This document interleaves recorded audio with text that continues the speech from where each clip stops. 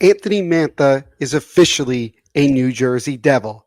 Plus, we look at the new coaching staff additions for Sheldon Keefe's staff. And lastly, we are going to preview the 2026-27 schedule release. All that and more on this edition of the Devil's State of Mind podcast.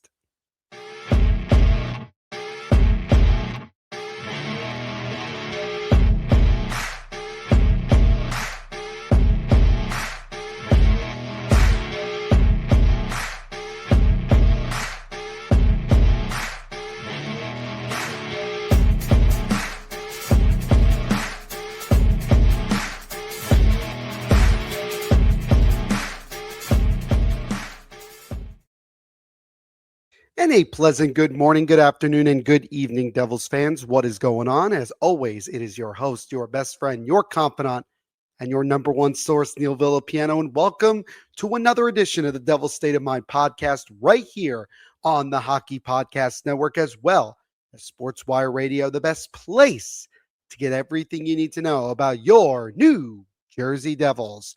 And as always, Devils fans, hope you're having a fantastic day wherever you're checking out this podcast episode. And thank you guys, as always, for taking time out of your day to check these episodes out. You guys already know, say it all the time, that I greatly appreciate it.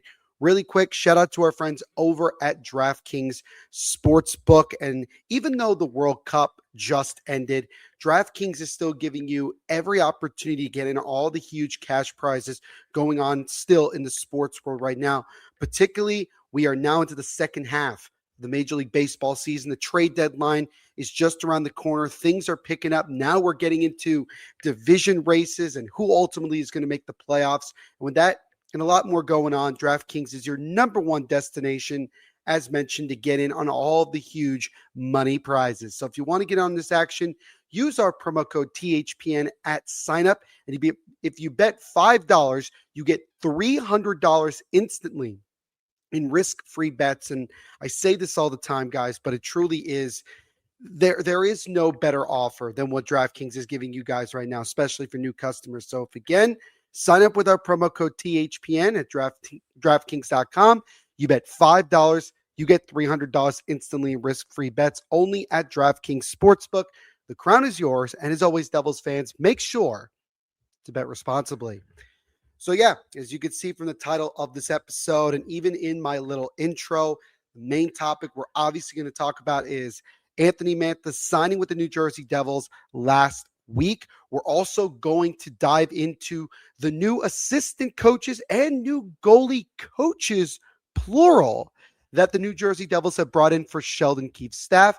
And last but certainly not least, we're going to take a look at some of the biggest games going into the 2026-27 season, with the schedule being officially released over the weekend. So, as always, Devils fans, we have a bunch to get to here on the Devil's State of Mind podcast. So let's not waste any more time and get rolling. And we will get rolling and drop the puck with our first topic, again, talking about the Devils signing Anthony Mantha. Now, if you remember from my last episode, we had talked about several potential options that the Devils could look to in terms of at least free agency that could be good or even at least decent top six depth scoring additions, right? And one of them on there was indeed Anthony Mantha. I think he was the first one, if I'm not mistaken, on my list. And then just a few days later, I guess Sonny Mantha must have listened to my last episode, because he picked up the phone and made a deal to sign Anthony Mantha to a 2-year deal with a total of $9.5 million. So that is $4.75 million AAV. So a little under $5 million per year. And once again, there are no trade clauses. I cannot tell you how refreshing it is to know that the Devils have signed a bunch of new guys, including Anthony Mantha, and they have no trade and no move clauses. It's great. It's great. We could just breathe a little bit, and we have some room to obviously maneuver and pivot if we need to. You look at last year, and without question, Anthony Mantha had his best season in the NHL. He's never until this point, I would say that a lot of people would say he's a decent goal scorer, but nothing that you would say is, that really, that's eye popping, I guess is the best way to describe it. Well, let's take a look at what Anthony Mantha was cooking up in 25-26 with the Pittsburgh Penguins. He scored 33 goals, added 31 assists for 64 points. And that is by far career highs in all of those categories. So it's really, really impressive what he was able to do. But I do want to do one thing here, and that is I want to keep in mind with you guys that this was his walk year this past season. And as we've seen a bunch of times, not just in hockey, but in sports in general, there's so many times where a guy is in his walk year, the last year of his contract. He knows he wants to prove that he is worth getting a big contract, whether with the team he's on or somewhere else. And a lot of the time they end up having one of, if not their best season of their career. So you ask yourself, is this a gamble? Yes. I mean, first and foremost, any deal that you make is a gamble, right? That comes with risk and potential reward. And when Sonny Mantha, according to Anthony Mantha, when he spoke to the media last week, Sonny Mantha said he wasn't even looking at the stats that Mantha put up last year, which is still incredibly impressive, but he looked at the underlying numbers. Again, Mantha being more of an analytics guy, looked at the underlying numbers and was really impressed. And so that convinced Mantha to ultimately make a deal with Mantha to add him to the top six. I still think the Devils need another top six winger, but Mantha is certainly going to help the Devils in this situation. Now, another thing that's interesting is this. Sonny Mantha wanted a one-year deal, but Mantha's camp was pushing for a multi-year deal because Mantha and his family wanted to have at least a little bit more of a clear idea as to where they're going to be and maybe settle down a little bit more, which is completely understandable. And so they ultimately agreed on a 2-year deal, just under $10 million in total. And again, with no clauses, it will be much easier to move Mantha if necessary in a trade because he won't have much of a say. But I'm glad that both sides were able to come to a pretty reasonable overall agreement. So with this signing, the Devils now have just over $3 million in cap space. And I would like to preface by saying that I believe the Devils are not done. I think that they have maybe a couple of more moves up their sleeve, particularly Sonny Mantha, obviously. And I say that because the Devils have a lot of established forwards, they have a lot of established defensemen, and not enough roster spots to fill all the guys they have. It's very possible that Mantha might move another player or two to get either some assets or maybe to even swing for a different trade that ultimately helps the Devils now. Again, as I've mentioned before on this podcast, when you think about a lot of the moves that Sonny Mantha makes, you're going to have to look at it one of two ways, especially when you go back to his introductory press conference. He talked about wanting to build for now and build for the future.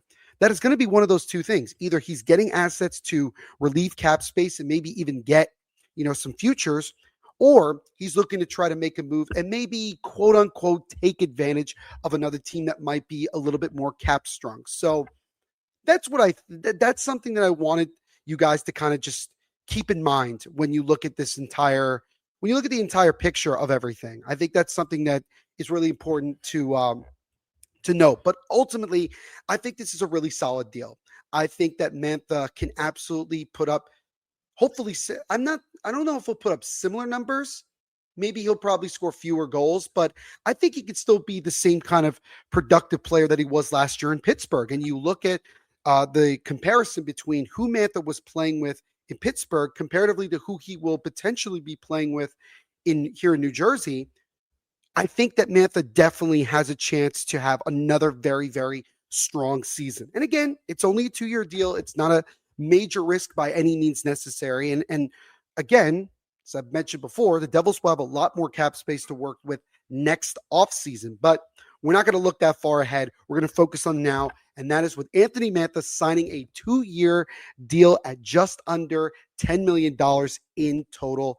And again, just under $5 million per year. And so the Devils, they add a top 6 winger.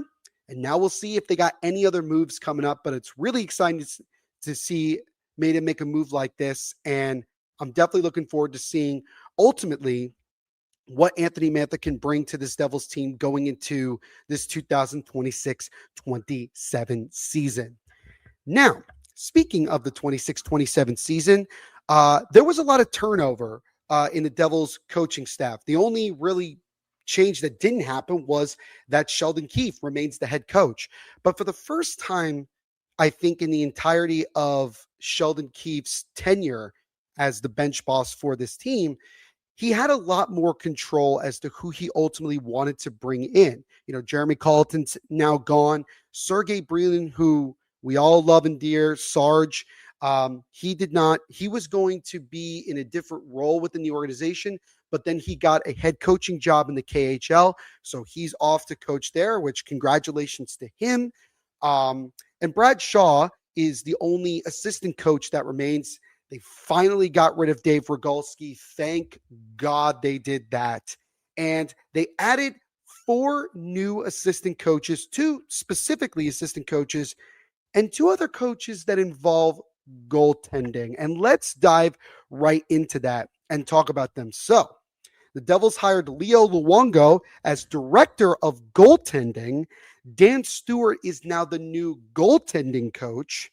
Ted Donahoe, the longtime Harvard head coach, is leaving Harvard to come and be an assistant with Sheldon Keefe, and AJ McLean is the other assistant coach. So the Devils will have a lot of new coaches along with Sheldon Keefe and Brad Shaw. I'm glad that Brad Shaw remains because I think honestly he did a very solid job, and I'm still very high on him with the development and the track record that he has of developing defensemen. So I'm really excited to see ultimately what happens with that.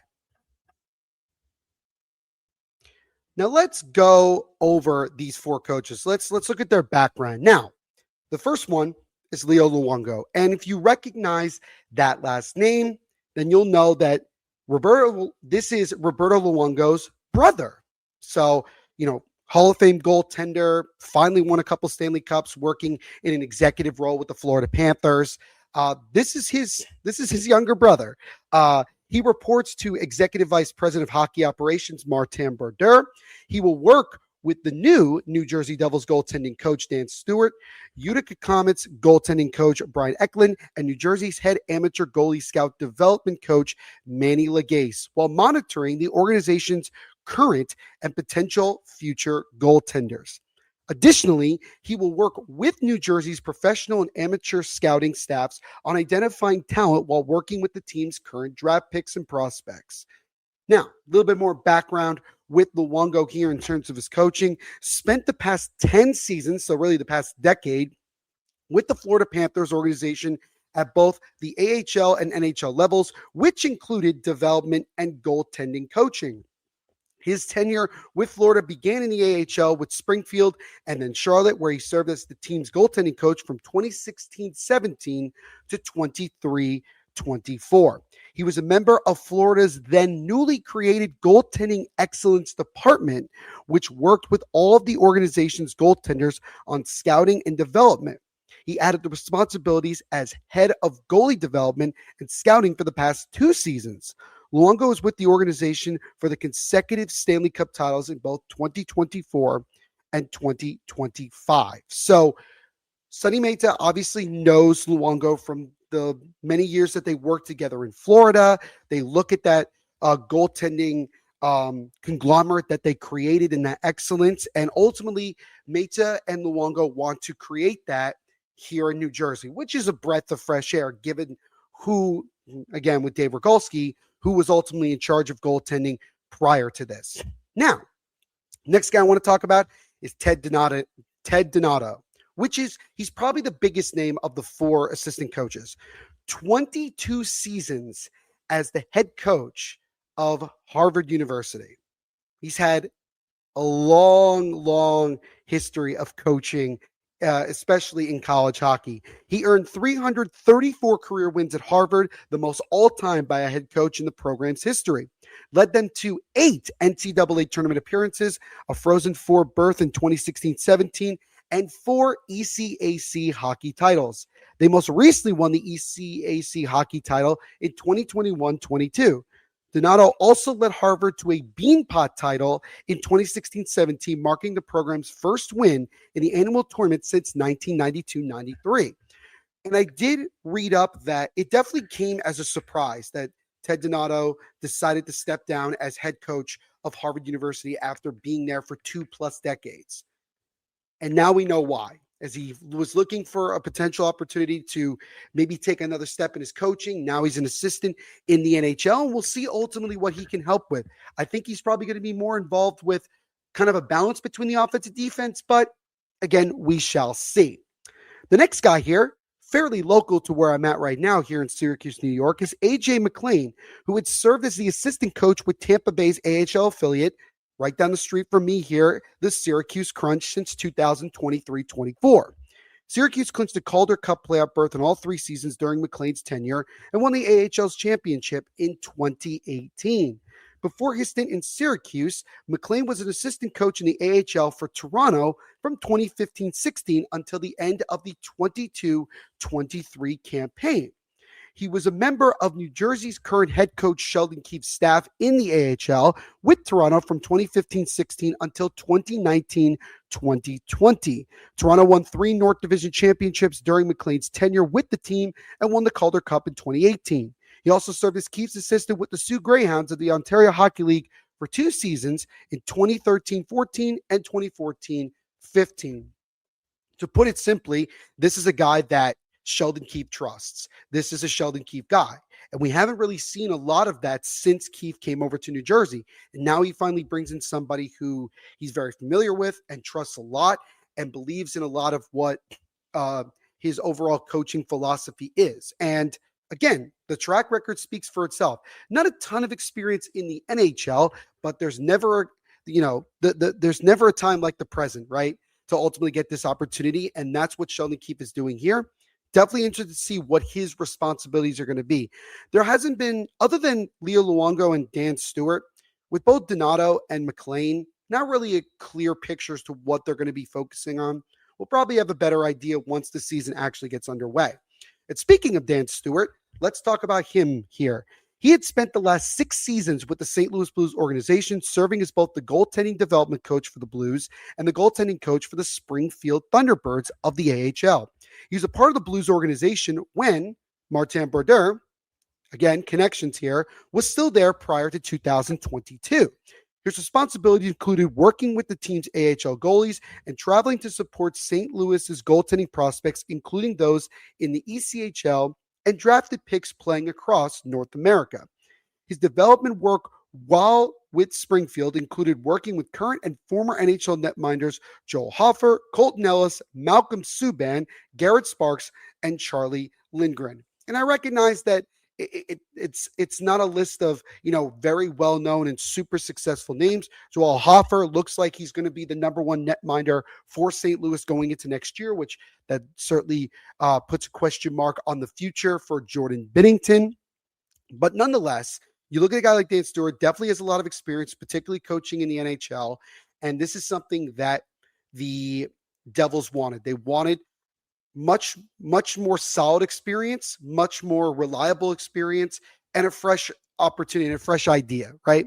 And I think that that's really what you look at with all of these coaches. So it's really kind of a breath of fresh air overall when you look at this. I think ultimately it's just going to have to be a wait and see, right?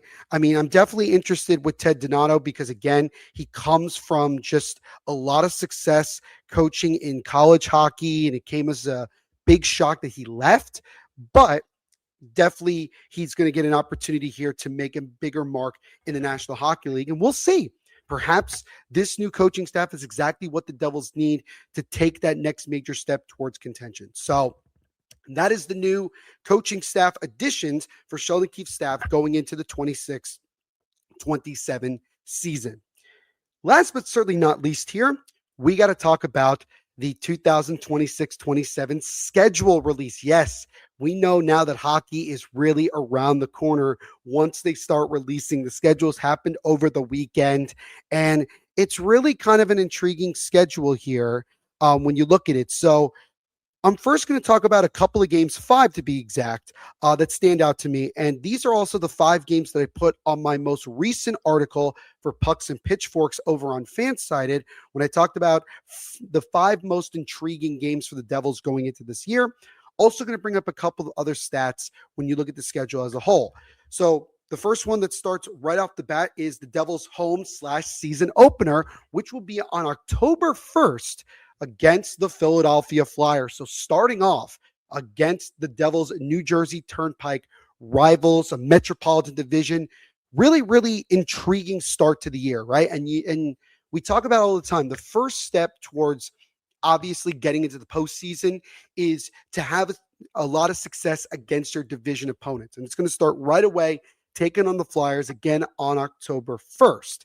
The next game that intrigues me is November 27th, right after Thanksgiving, when Shimon Nemec makes his return to New Jersey for the first time since being traded about a month ago. Actually, at the time of this recording, exactly a month ago, which is really kind of crazy to think about how much time flies. But yes, the Devils will be taking on the Flames in New Jersey on November 27th of this year. And again, we'll see how Nemec does, not only in that game, but as he goes here in his first year since being traded away from the Devils.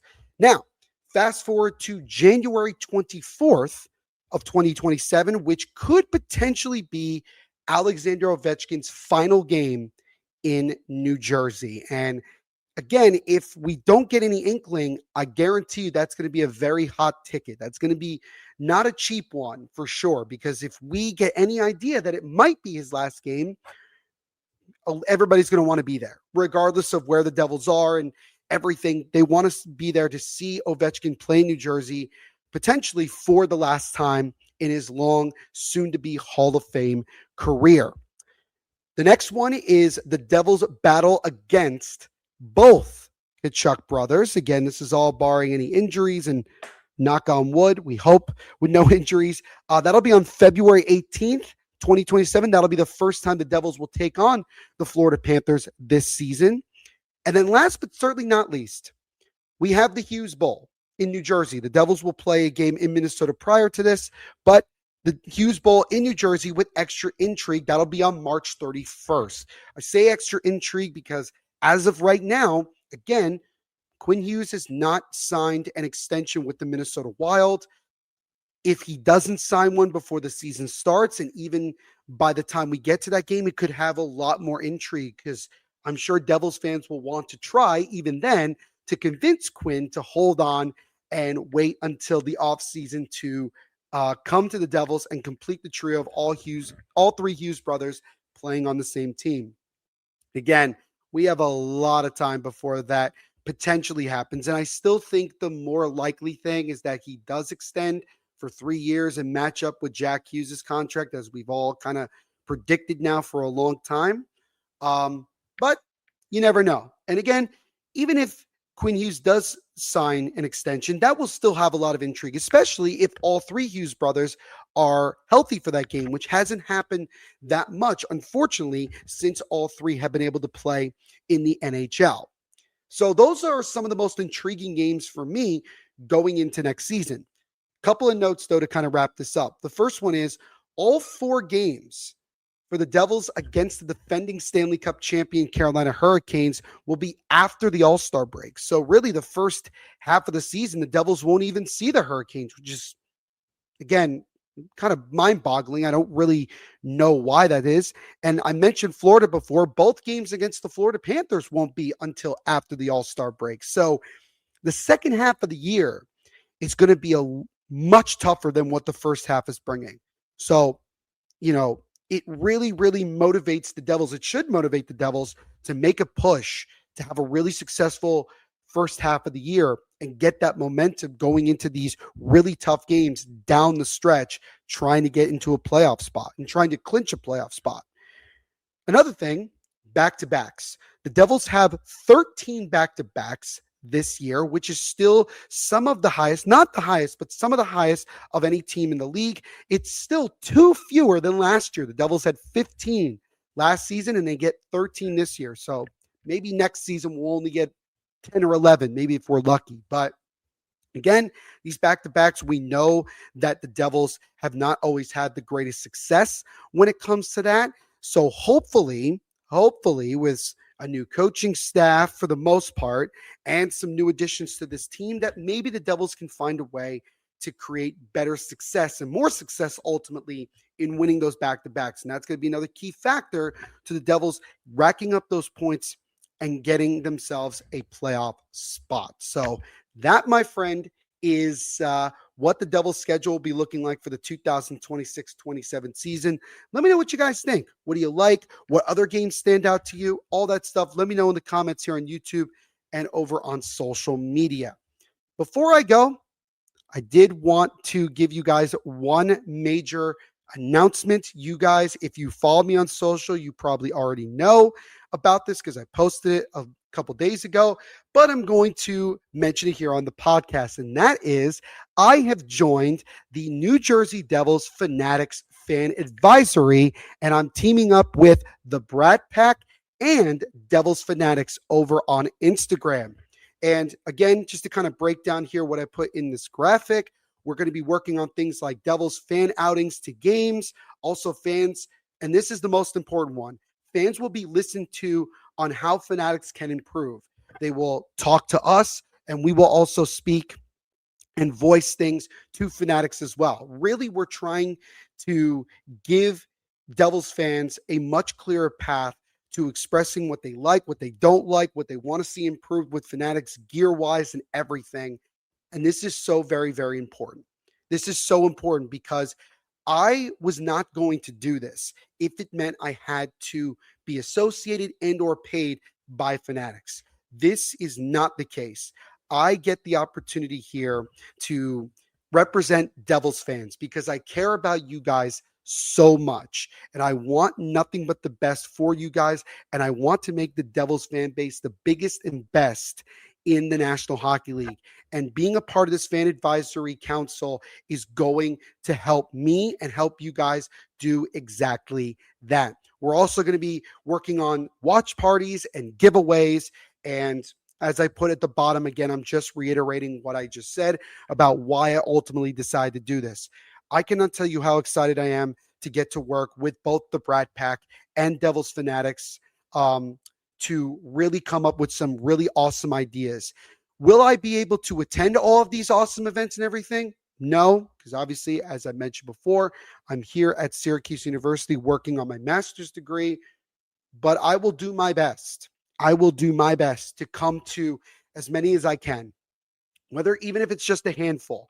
And even if it's just me working from here on social media to help and you guys just reaching out to me, if I can help out in that way, it just anything like that is going to help you guys and help us in the best way possible. So again, I'm really excited to be a part of the New Jersey Devils Fanatics Fan Advisory. I'm excited that I was one of the three guys that was given this opportunity. I do not take it for granted, and I will do my absolute very best to do right by all New Jersey Devils fans because I care about you guys and I want us to be satisfied with what we are getting.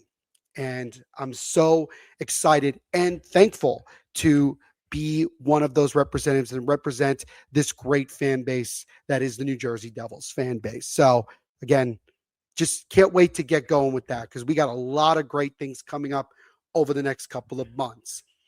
And on that note, Devils fans, that's going to wrap it up for this episode. Thank you guys for continuing to be patient and understanding when my schedule isn't super consistent, but I still try to get out episodes every week and give you guys the most up-to-date news that I can when I have time.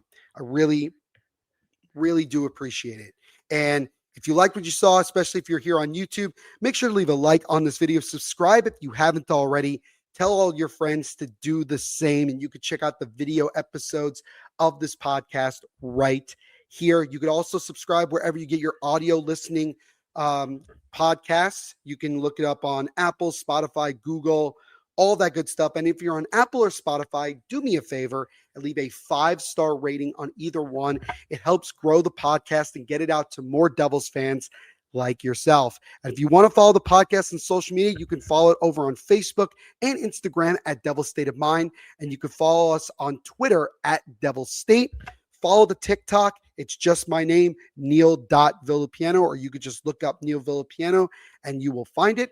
And also follow me over on BlueSky as well, where I'll give you Devils updates and obviously podcast updates as well on that. So make sure to follow that to get as much content as you want from the Devil State of Mind podcast covering your New Jersey Devils. But again, thank you guys so much for checking out this episode, and we will see you in the next episode. Everyone, continue to be the awesome people that you are. And as I always say at the end of every episode, you got to put those horns up, baby, and say those words.